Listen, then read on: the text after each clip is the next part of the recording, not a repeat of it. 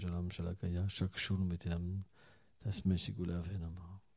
Dans le monde transcendantal, suivant les différents horaires, il y a différentes façons de jouer. Par exemple, quand Radha et Krishna sont ensemble, les Sakis jouent d'une certaine manière. Quand ils se divertissent, d'une autre manière. Quand ils mangent, d'une autre manière. Pourquoi ? Parce que la musique amène une émotion, une romance. De la même manière, les Sakas, ils jouent différemment de la musique. Parce que ça amène plutôt la joie, le jeu, vous comprenez ? Le dynamisme. Donc, suivant la manière qu'on va jouer, on va éveiller des sentiments dans notre cœur. Et c'est vrai. Parce que la flûte de Krishna, dans cet âge-là, elle se manifeste sous la forme du mridangam. Donc, ce n'est pas un instrument ordinaire. C'est pour ça qu'on ne peut pas jouer n'importe comment. Donc, la preuve, c'est que si on va, par exemple, dans certains... Or, c'est rare, les endroits où ils respectent véritablement les ragas, etc. C'est très rare. Moi, ça m'est arrivé une fois ou deux, véritablement, d'être dans la compagnie de Vaishnav qui était vraiment qualifié dans ce domaine-là. Mais c'est vraiment impressionnant. C'est vraiment impressionnant. Parce que y a quelque chose qui nous vient d'extraordinaire. Alors, bien sûr, en Occident, Krishna est miséricordieux. Ce qui prime avant tout, c'est que les gens puissent entendre le Mahamantra Hare Krishna. On voit, notre meilleur exemple, c'est Srila Abhay Chandra Bhaktivinoda Swami Prabhupada. Il a propagé avec un seul air. Hare Krishna, Krishna Krishna, Hare Hare, Hare Rama, Rama Rama, Hare Hare, avec juste un air. C'est balèze quand même. Nous, on est obligés de faire 30 000 airs pour que les gens ne se lassent pas. Et on ne peut pas dire que Swamiji, il avait une voix de ténor en plus. Mais la bhakti, il avait la qualification. Parce que quand il chantait, ça transportait les gens. Vous comprenez ? Mais on ne peut pas imiter. Parce que les êtres mis en pouvoir par le Seigneur suprême, Avesh, ils ne peuvent pas être imités. Le Chaitanya explique comme ça que Mahaprabhu se manifestait de différentes façons. Par exemple, il se manifestait chez sa mère d'une façon non visible.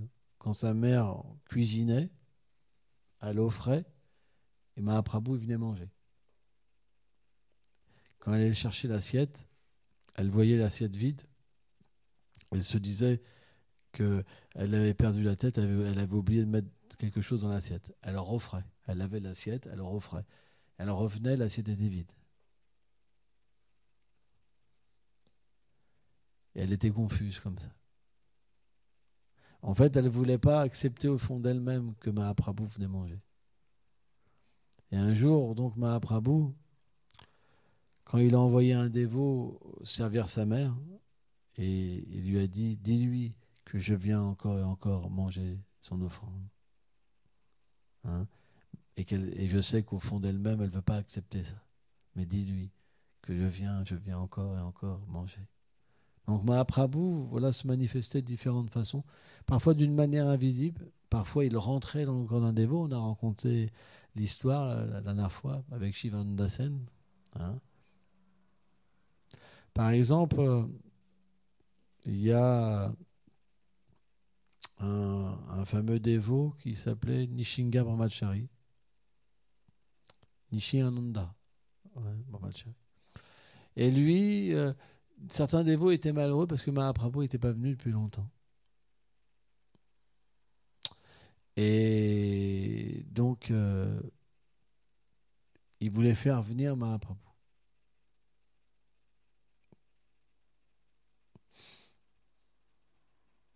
Et déjà, donc, Il avait une Morti Nishingadev de Jagannath, si mes souvenirs sont bons. Je ne me rappelle plus exactement, mais il y avait 3 sets de Morti. Hein, je pense qu'il y avait Grand Nitai aussi. À l'époque même où Mahaprabhu était là. Et il faisait les offrandes. Et dans sa vision, il avait la vision que Mahaprabhu, il venait tout manger. Et il n'avait pas la vision que Nishingadev et Mahaprabhu, c'était la même personne. Et il était malheureux parce qu'il disait Nishingadev, il va jeûner aujourd'hui.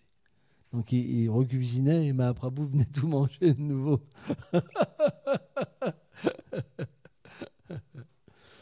Et donc il a dit aux dévots qu'il allait faire venir Mahaprabhu. Et mentalement, en fait, il a fait venir Mahaprabhu par ses dévotions. Il faisait un beau chemin sur la route, etc. Donc, les dévots de ce calibre-là, ils sont tellement qualifiés qu'ils peuvent faire venir le Seigneur personnellement. Ce matin, je méditais là-dessus. Parce que je voyais les dévots au Mangolarti sans extase, un peu fatigués quand même. Alors, c'est pas évident. Et je me disais, mais si le Seigneur lui-même venait ici, quelle serait leur réaction? Si Chaitanya Mahaprabhu venait, parce que le Seigneur aimait danser devant Nishingadev.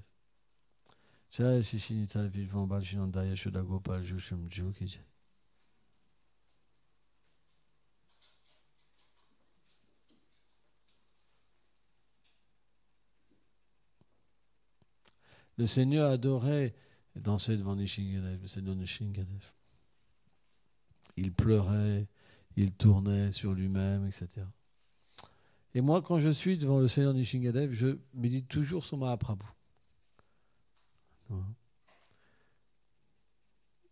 Parce que pour nous tous, tout passe par Mahaprabhu. Parce qu'on ne sait pas adorer le Seigneur suprême. Il est venu lui-même en tant que Mahaprabhu, dans l'humeur d'un dévot, pour nous montrer comment adorer. Et donc, si on pense comment Mahaprabhu adorait Nishingadev, naturellement, le résultat, c'est que on va inviter Mahaprabhu à être avec nous. Et là, on va véritablement être pris par l'extase. Parce que qu'est-ce que c'est finalement la méditation sur Mahaprabhu? Si Mahaprabhu se manifeste un tout petit peu, on devient en extase. On danse, on pleure. On devient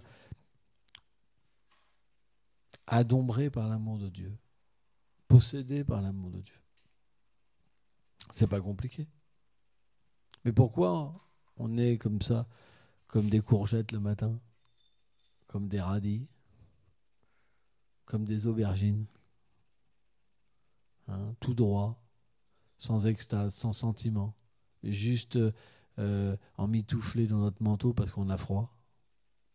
C'est parce qu'on ne comprend pas, on n'a pas de connexion supérieure. Parce qu'il n'y a pas cette méditation sur Chaitanya Mahaprabhu. C'est pour ça on doit véritablement, mentalement, inviter le Seigneur à être avec nous. C'est très important. C'est pourquoi, moi, quand je suis toujours devant les déités, j'invite toujours le Seigneur suprême, ses dévots. Jamais je veux être seul. Je veux être avec des personnes qualifiées, très qualifiées. Parce que sans association, qu'est-ce qu'on est? Qui on est pour être tout seul devant le Seigneur suprême à jouer les grands dévots? Donc on doit inviter mentalement. Et on verra, c'est très mystique, mais on verra les grands dévots, par la grâce du Seigneur, venir avec nous, danser. On les verra en extase, on les verra chanter, et on aura un grand bénéfice. Parce que le Seigneur peut tout manifester dans le cœur. Il est dans le cœur, tous ces dévots sont là. Pourquoi ça n'arriverait pas? C'est absurde de dire que ça ne peut pas arriver. C'est juste une question de foi. Quand vous lisez par exemple un chant de Narottam Das Thakur, pourquoi ça vous fait un effet? C'est parce que le Seigneur vous permet de goûter quelque chose de Narottam. Pourquoi on dit que les dévots sont présents dans les livres? Qui les rend présents? Le Seigneur suprême. Il est réciproque, il donne la foi, il prend la forme de la déité, il prend la forme de ses dévots. Parce que les dévots sont dans son cœur. Il aime ses dévots. Le principe du Seigneur suprême, c'est qu'il aime glorifier plus ses dévots que lui-même. C'est pourquoi, naturellement, il y aura une réalisation sur les dévots du Seigneur. Si on est authentique, on comprendra la position même supérieure du dévot que le Seigneur lui-même. Parce que Krishna se donne à son dévot. C'est pourquoi plus on avance et plus on a une réalisation de la position des dévots.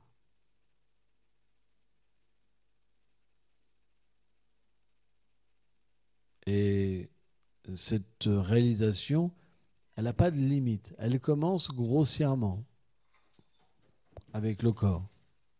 On voit le corps du gourou.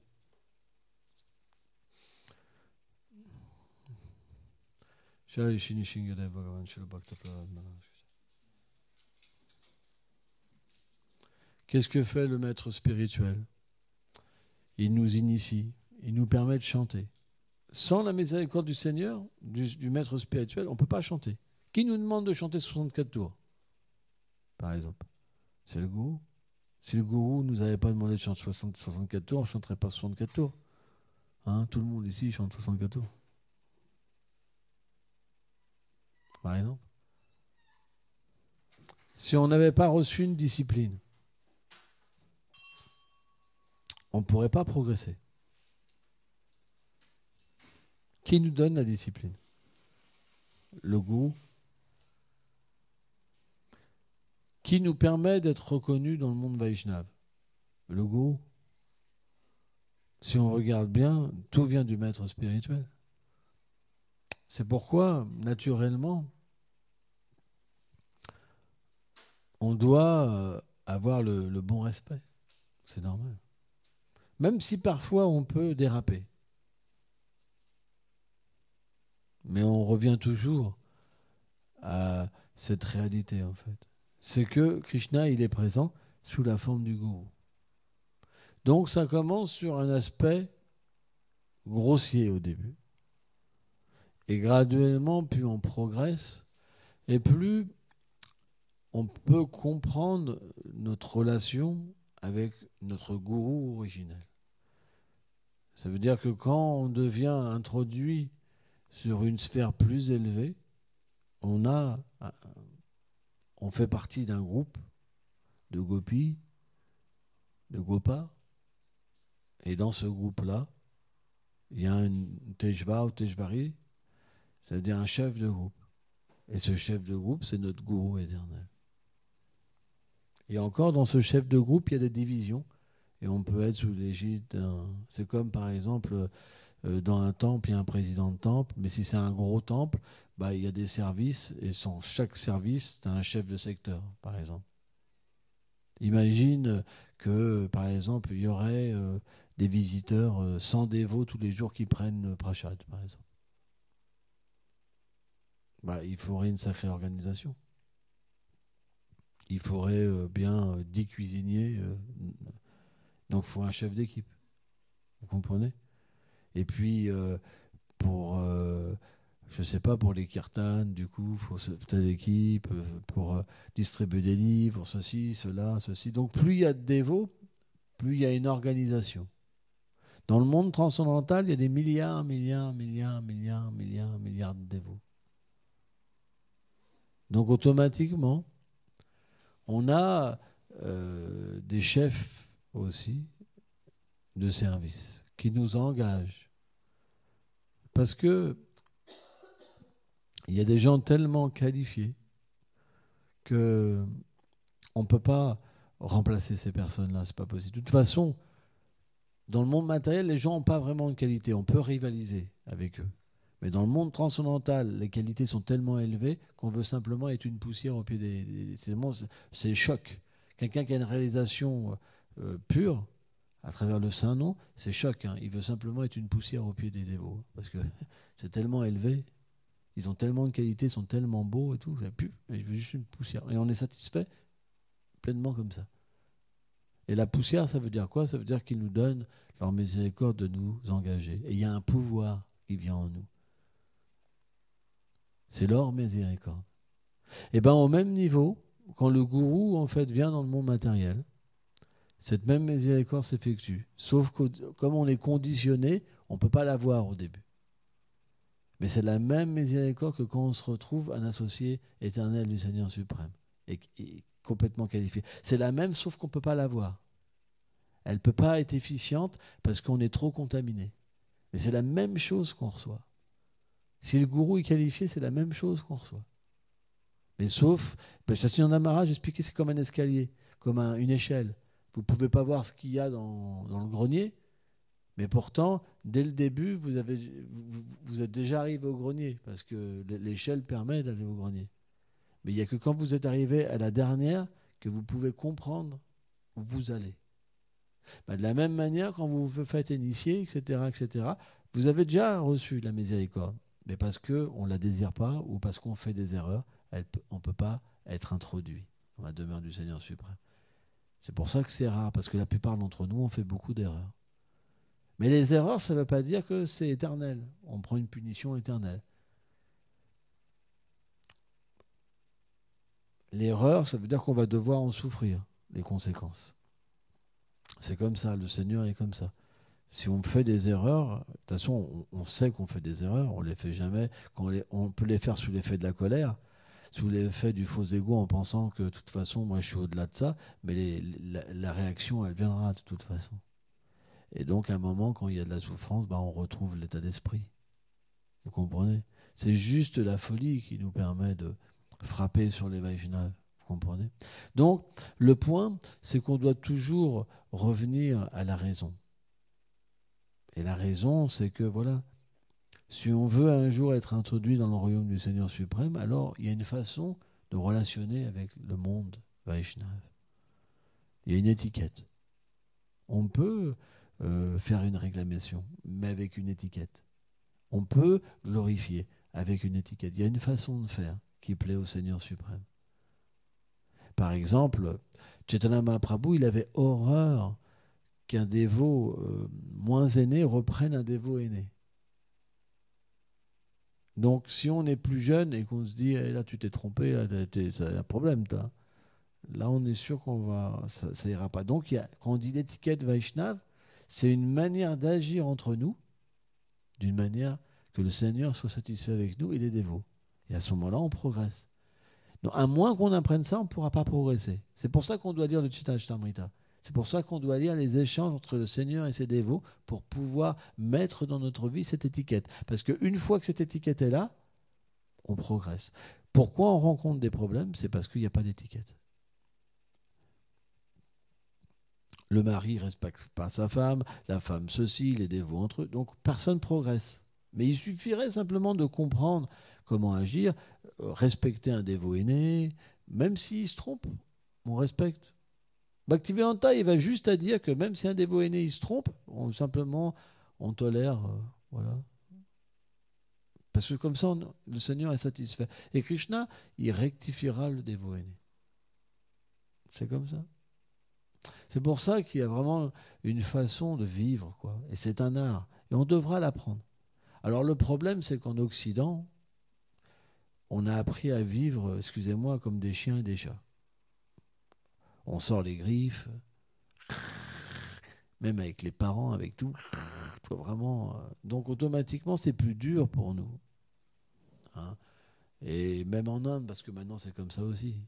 Parce qu'on est dans des familles où on mange la viande, on boit, on critique, on pense qu'à la vie sexuelle. C'est terrible comme truc, toi. C'est vraiment voilà. Il n'y a pas de vertu, quoi. Hein. C'est rare. C'est rare la vertu en Occident. Il y en a un peu, la vertu religieuse, un petit peu, quoi. Mais il y a beaucoup d'hypocrisie même dans la religion. Or, le mouvement de Sankirtan, il est aussi, sa mission, c'est de permettre aux gens d'évoluer dans leur rapport entre eux. Si on lit les livres des Acharyas, c'est beaucoup basé là-dessus. Malheureusement, ça ne marche pas parce que les Occidentaux, ils ont des problèmes. Ils comprennent pas cet aspect-là. Mais il y a des grands Vaishnavas comme Radhanath Swami, par exemple, vous les voyez, ils sont des personnifications de l'étiquette, quoi. Donc c'est très inspirant, quoi. Vous voyez ce que je veux dire, quoi. Et voilà, on doit apprendre à relationner entre nous. Alors bien sûr, en Occident, c'est pas que tous les gens cherchent à être comme ça aussi.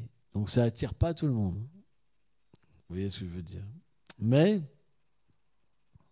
pour nous, c'est important d'avoir des bons rapports. Le respect, avant tout, il y a un respect de l'âge, il y a un respect de l'aînesse.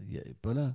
Par exemple, si vous êtes aîné, qu'un petit genou vous dit, toi, vous n'allez pas être content. Vrai ou pas? Si vos enfants ne vous respectent pas, vous n'allez pas être content. Alors pourquoi vous ne respectez pas vos parents? Pourquoi vous ne respectez pas les aînés? On applique ça sur nous, mais pas sur les autres. Vous comprenez? C'est ça le problème de l'Occident. C'est que la baguette de mesure, maintenant dans le monde, c'est la fierté.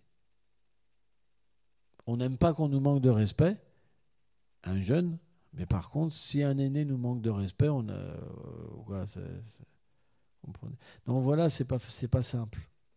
Donc, en lisant les échanges de Chaitanya Mahaprabhu avec ses dévots, en lisant des livres comme par exemple le Jivadharma, où il y a des très beaux échanges, vraiment très poussés, quoi, entre les Vaishnavas, etc., ça nous ouvre un monde de réflexion sur ce que le monde devrait être. Et c'est très important. Premièrement, ça va, comme la littérature Vaishnave, elle est transcendantale, elle va nous amener un contact véritable dans un monde où il y a des échanges qui sont merveilleux, où il y a de l'amour. Et donc, automatiquement, ça va nous permettre d'apaiser notre soif de l'amour. C'est très important. On va avoir une expérience, et c'est mystique, une expérience de relation qu'on rêve et que ça nous apporte quelque chose. Et automatiquement, cette expérience-là, elle va faire que elle va dépeindre sur les autres. C'est pour ça qu'à un moment, les gens vont avoir besoin de nous. Quand quelqu'un vous dit « j'ai besoin d'être avec toi », c'est que ça nourrit en fait son chemin vers la liberté. Vous comprenez? Parce que quand on agit mal, on devient comme enfermé dans la souffrance, enfermé dans quelque chose qu'on ne peut pas sortir. On voudrait en sortir, on crie, on pleure, mais on n'arrive pas par nous-mêmes, c'est impossible. Et à un moment ou à un autre, c'est vraiment l'impasse. Mais quand on développe des qualités véritablement et qu'on devient un serviteur du Seigneur suprême, et qu'on ne prend rien pour nous, mais qu'on fait pour lui, alors on va voir des gens qui ont besoin de nous. Et on va comprendre simplement qu'on est un instrument, parce que ce n'est pas nous qu'ils ont besoin. Mais par ce contact avec un monde plus élevé, alors on devient une source d'inspiration. Parce que ce contact avec une source plus élevée, elle dépeint en nous. Vous comprenez? Et elle fait que les échanges apportent quelque chose. C'est pourquoi, comment dire, encore et encore et encore, on doit avoir cette méditation sur ces échanges. Alors, Radha et Krishna, c'est particulier, parce que ça ne s'applique pas véritablement dans notre société. Mais Mahaprabhu, ça s'applique. Les échanges de Mahaprabhu, voilà, il y avait des dévots qui étaient mariés, qui avaient des enfants, il y avait des célibataires, voilà, le Seigneur y jouait, voilà, il y avait des moments où c'était plus sérieux, voilà. Bon, après, il y a des moments où il fait voir qu'il est Seigneur suprême, il manifeste ses formes, voilà, mais pas tout le temps. Et puis les dévots entre eux, ils ont des rapports, tu vois, des rapports d'amour. Il y a toute une étiquette. Par exemple, le Mahabharat, par exemple, il y a beaucoup d'étiquettes aussi, le Mahabharat. Tu vois, le caractère de Draupadi, la fidélité, tu vois, C'est droit, droit, droit, droit.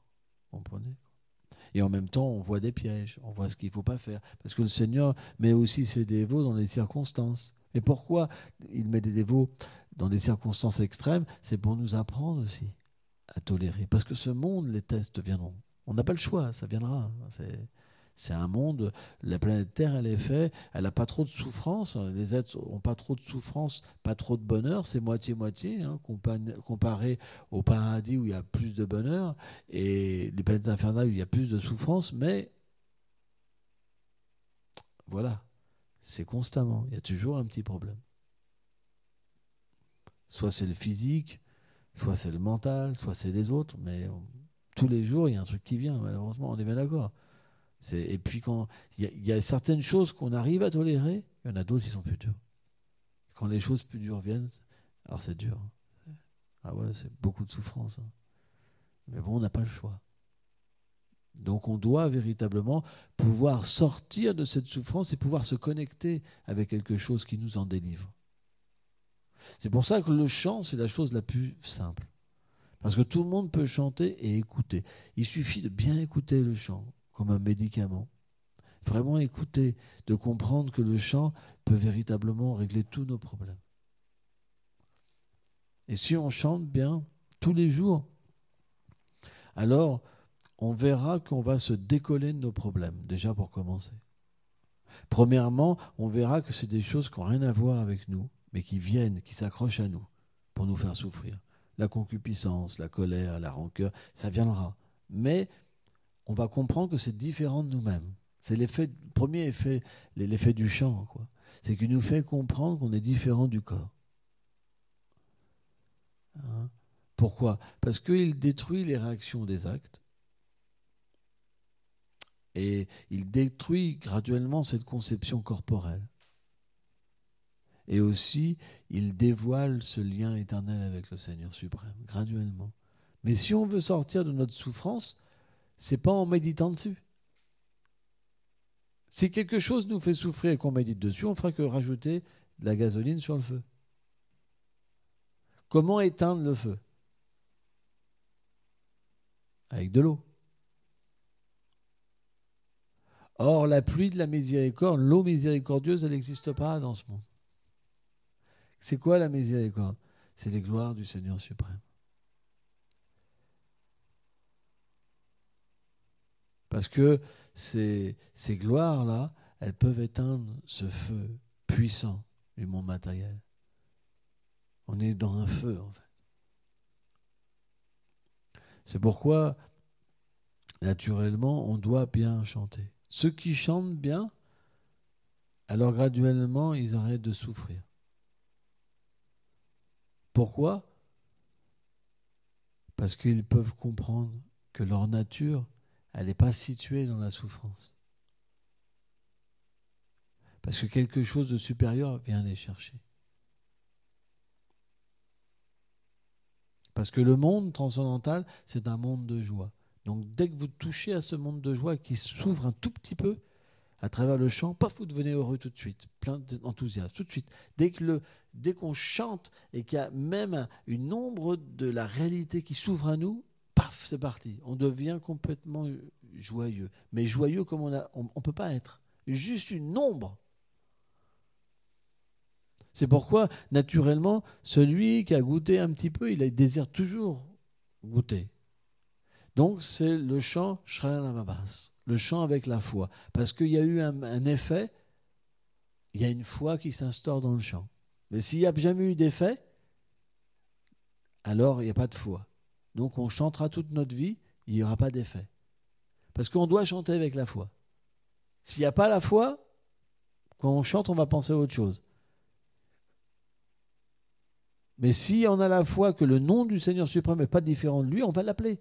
On va se dire, mais je veux être avec toi, je veux être avec toi. Pourquoi tu ne te révèles pas? Parce qu'on comprendra que le Seigneur peut directement nous introduire dans sa demeure juste avec la vibration transcendantale. Parce qu'au niveau matériel, ce qui est le plus efficient, c'est les choses grossières. Et le son, on ne le voit pas. Par exemple, un sourd, si vous chantez, il n'entendra pas. S'il est tourné vers là-bas, vous l'appelez. « Hé, Gaston ! Gaston !» Ça ne sert à rien. Il ne peut pas écouter. Vous comprenez? Mais si vous le regardez ou vous faites ça, il vous voit. Et là, il m'appelle. Vous comprenez? De la même manière, avec la vue, le son, on ne peut pas le voir. Mais on verra la matière. Donc la chose la plus efficiente, c'est les choses brutes, grossières. Mais au niveau spirituel, c'est l'inverse. Dans le son, tout est compris. Or, celui qui a chanté une fois purement, il comprend que véritablement, le monde transcendantal est dans le nom du Seigneur suprême. C'est pour ça, quand il chante, il appelle, il désire. Krishna, Krishna, je veux être avec toi, je veux être avec toi. Pourquoi tu ne m'ouvres pas la porte? Pourquoi tu ne se révèles pas à moi? C'est ça, sa prière. Il y a des pleurs. C'est pas simplement, il dit, bon, allez, encore 3 tours. C'est pas pareil. Parce qu'il y a la foi, parce qu'il y a une expérience. C'est pour ça, ici, nous chantons tous à un niveau différent, parce que nous avons soit eu des expériences, soit nous n'en avons pas eu. Alors plus l'expérience est élevée, plus le désir quand on chante, naturellement, sera élevé. Parce que le résultat du chant, c'est de nous faire comprendre qui nous sommes éternellement.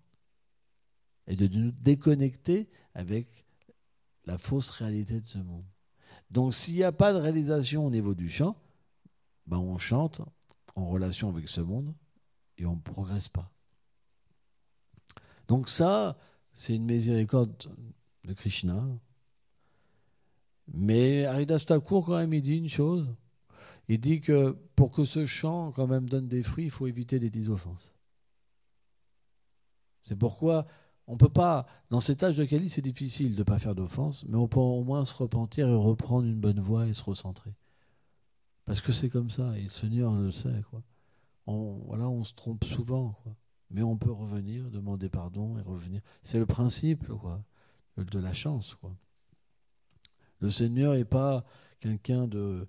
Voilà, on doit recevoir les conséquences des actes, parce que c'est normal. On les reçoit de toute façon dans toutes les circonstances. Si vous êtes méchant avec quelqu'un, il va vous quitter, même si vous l'aimez, par exemple. Il y a plein de gens comme ça qui ont été méchants avec les gens qu'ils aiment, c'est souvent le cas de toute façon. On est très dur avec les gens qu'on aime dans ce monde matériel. Hein. Il y a même des gens qui frappent les personnes qu'ils aiment, hein. C'est connu. Hein. Il y a même des meurtres, hein, de gens qu'on aime. Hein. Et après, les gens se suicident eux-mêmes. Hein. Mais voilà, le point, c'est que on doit véritablement bien chanter. La qualité du chant, ça sera la qualité de notre vie. Or, si on met les études, notre travail avant le chant, nos intérêts matériels avant le chant comme quelque chose qui est plus important parce qu'on ne voit rien, ça ne marchera jamais. Et c'est le problème de beaucoup de dévots. Ils mettent l'accent en fait sur leur futur matériel, mais pas sur le chant. Donc c'est la souffrance assurée. C'est comme ça. Et parce qu'ils ne peuvent pas expérimenter, alors le doute sera toujours en eux. Vous comprenez? Et il suffit qu'ils voient quelqu'un qui souffre, et par contre qui chante mais qui souffre, parce que cette personne-là, elle chante mal, etc. Il dira, oui, ouais, quand même, c'est... Il aura aussi un jugement pour rester dans cette position. C'est comme une confirmation. On est tous comme ça un petit peu. C'est vrai. Donc, c'est pas les erreurs des autres. Le Saint-Nom, c'est pas les erreurs des autres. Le mouvement de Sankirtan, c'est pas la politique.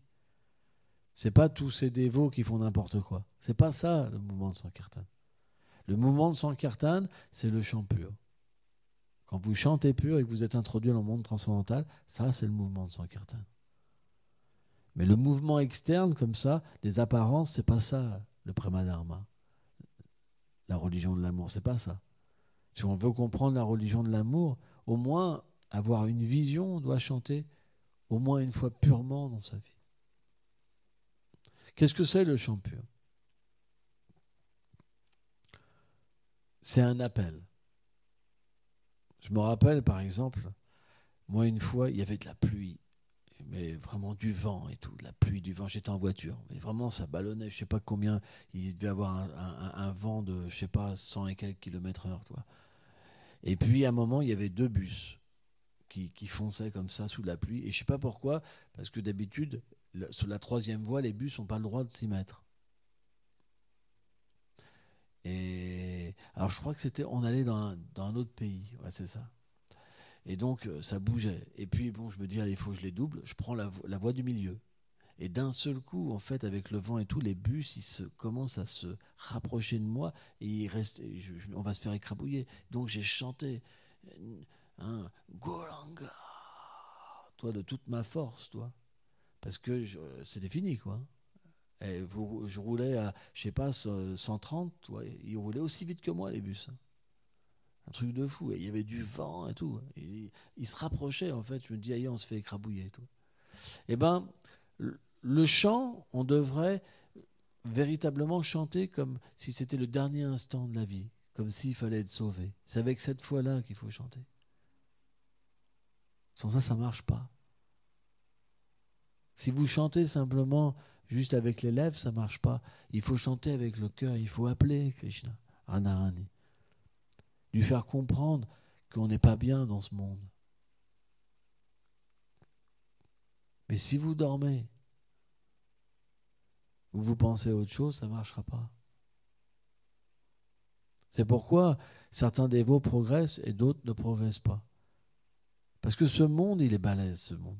Bien qu'on souffre, Bhaktisiddhanta, il explique Maya agit de deux façons. Elle nous fait souffrir et elle nous met une illusion comme quoi qu'on est heureux. Les gens font que souffrir, mais ils ne veulent pas changer de vie.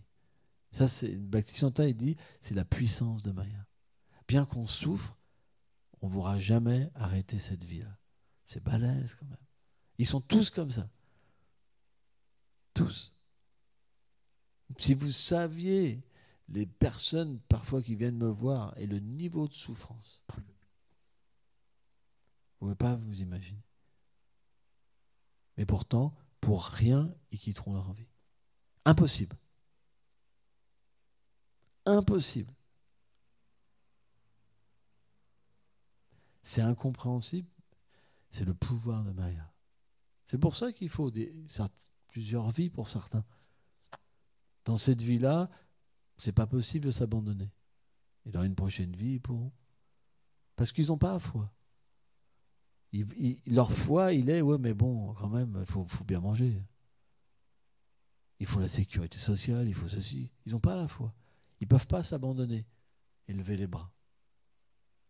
C'est le principe de lever les bras, c'est l'abandon. Vous savez, chanter en levant les bras, on s'abandonne. En fait, quand on devient libre, ça se lève tout seul. On danse et ça se lève tout seul. Mais quand on est lourd de péché, c'est vrai.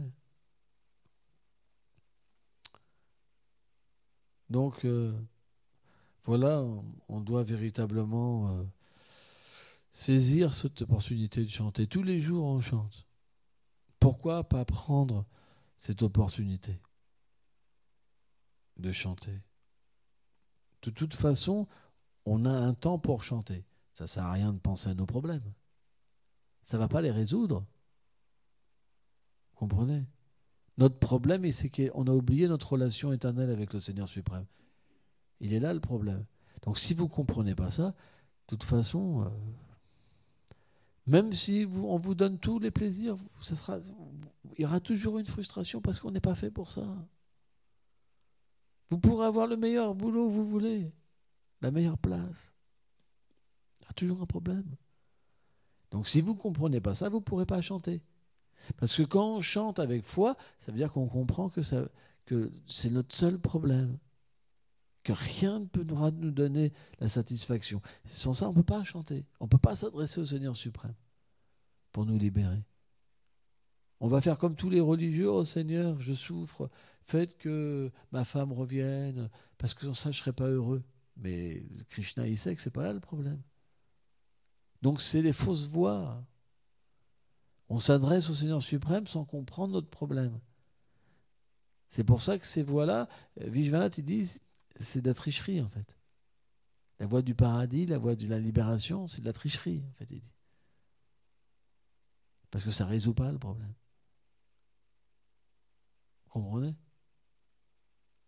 T'es là fatigué, toi. Ça se voit.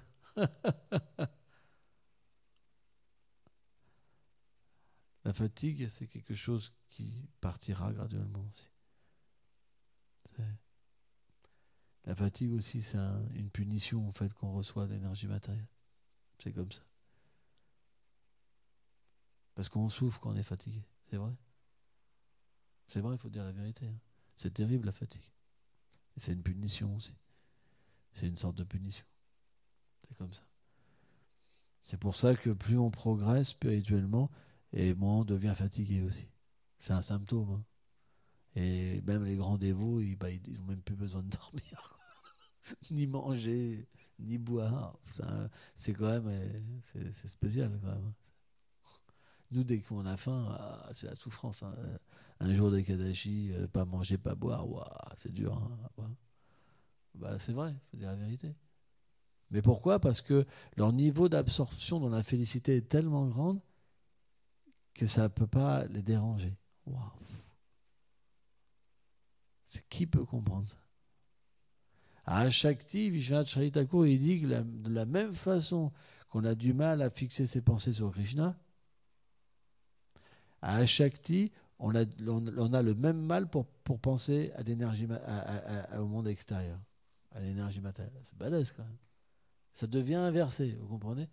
On ne peut même pas imaginer le niveau de félicité. C'est impossible. On est connecté avec quelque chose d'illimité.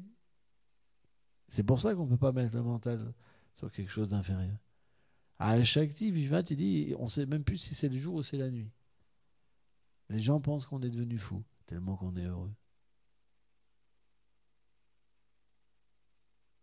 Mais c'est pas ça qu'on cherche. Vous voulez être comme tous les gens, comme ça? Mais il y en a plein qui disent ça. Ah, moi, je veux pas être différent. Mais qu'est-ce que ça vous rapporte? Véritablement de ne pas être différent. Juste la tristesse. De toute façon, le jour où le Seigneur y réciproquera, on ne pourra pas faire autrement que d'être absorbé. Parce que Krishna, ça veut dire celui qui attracte, mais vraiment puissamment. C'est comme, imaginons un gros aimant énorme avec une toute petite paille de fer, blam, vraiment le truc, blam, ça c'est Krishna. C'est-à-dire qu'il n'y a pas de pouvoir de voir autre chose que la douceur et l'amour. C'est pour ça que le chant pur, ça vaut le coup. Ça vaut le coup de s'efforcer de bien chanter. Parce que graduellement, on sera nettoyé toutes ces choses-là. C'est vraiment le médicament. On doit avoir foi. C'est un médicament, ça agit graduellement. Mais on ne revient jamais en arrière. Une fois qu'on commence à progresser, après, on ne revient plus en arrière. C'est normal. C'est comme, par exemple, s'il y a différentes sortes de nourriture. Par exemple, un cochon, tu lui mets un pudding et un excrément chaud, mais lui, il va se jeter sur l'excrément chaud. Ils adorent ça. Mais vraiment, c'est un régal. Mais nous, est-ce qu'on va aller vers l'excrément chaud? On va prendre le gâteau. Vous comprenez? De la même manière, plus on goûte une vie merveilleuse, et naturellement, c'est pas qu'on est méchant avec une vie inférieure, mais on ne sera pas attiré par manger l'excrément. Vous comprenez? C'est comme ça. Mais selon la conscience qu'on a, on va manger une cuisse de grenouille, une cervelle de singe. C'est en Chine, ils ont des restaurants où ils décapitent comme ça le singe, il est vivant et ils mangent la cervelle dedans. Ah, ils sont balèzes. Hein. Ou alors j'ai vu vivant les calamars, ils les mettent dans l'eau et devant eux, ils bougent comme ça dans l'eau bouillante. Quoi. Ils sont cruels, hein, vraiment. Ils les mangent comme ça vivants. Quoi. Oh, il y a des trucs de dingue. Oui, ils vendent aussi des fœtus humains. Il y a des restaurants où les chiens, ils les battent plus ils sont battus, plus ils ont bon goût. Donc, c'est un truc de dingue. Mais pourtant, c'est ce qu'ils aiment. Vous faites la grimace. D'accord? Mais de la même manière, c'est pour ça qu'on doit comprendre que les dévots du Seigneur suprême, quand on leur parle de vie sexuelle, ils font la grimace. Et pourtant, les gens dans ce monde adorent la vie sexuelle. Jamais ils pourront abandonner la vie sexuelle. Pourtant, quand on progresse, quand il y a une pensée charnelle qui vient, un dévot, il grimace de dégoût, il crache. Sur la même manière que vous verrez une cervelle comme ça, vivante, et qu'on vous dit, bah tiens, régale-toi. Ah, truc terrible. Donc voilà, tout dépend du goût qu'on a, vous comprenez? Donc voilà, on progresse tous. Ben, on est tous dans l'ignorance, la passion, la vertu, tu vois. Et puis certaines grandes âmes sont dans la transcendance. Voilà, on progresse, vous comprenez?